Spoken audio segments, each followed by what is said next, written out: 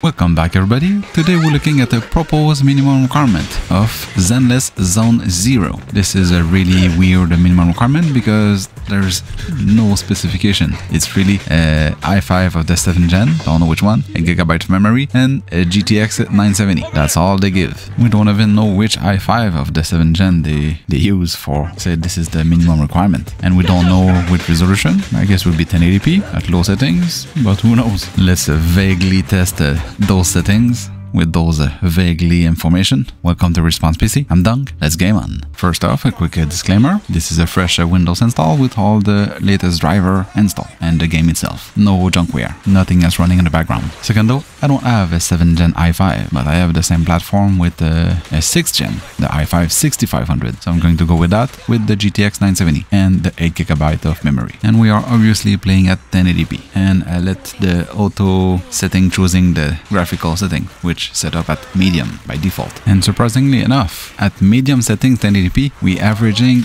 98 FPS. I don't know what was the target, but we're not. I don't know where to start, where to go. I think they were just too lazy to find which settings will work. They just say, does it work on that machine? Yes, then that's the minimum requirement. So were they targeting 30 or 60 FPS? Who knows? We're reaching 90s over. And at medium settings, not even that low. And I'm using a lower CPU, i5 65 instead of i5, I don't know, 74 or 7500, or maybe they tried on a laptop variant with those settings, because if you look at the GPU, the GTX 970 is running at 90% of utilization. Its 4GB is of VRAM is at 2.5, the CPU is at 70%, the memory out of the 8GB it's at 5.8, 5.9, and I got a low FPS as 91 and the high FPS is even reached 133 FPS. This is the laziness minimum requirement I ever seen from a dev. Since it plays so well in medium settings, I just decided to crank everything to the highest settings. So this is the highest settings with those minimum requirements, and we have 67 FPS average. I'm not sure where this minimum requirement come from, but it's nonsense. Even the proposed minimum requirement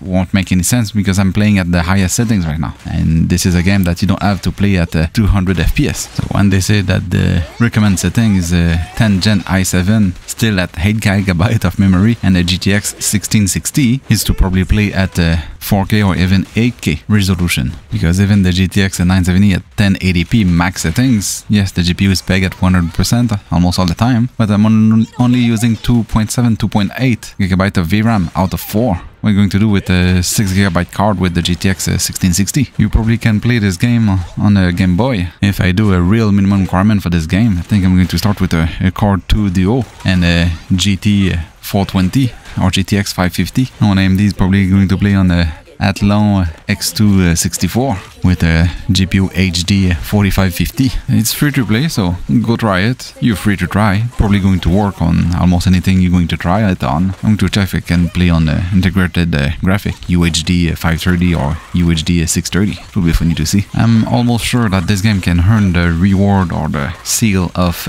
game playable on the Office PC without a GPU. I'm most likely going to do a real minimum requirement for this game. I'm really curious how low you can go to play it. And that's it for that video. If you like it, like. If you don't like, don't like. Or you're probably already not watching anymore. And see you in the next one.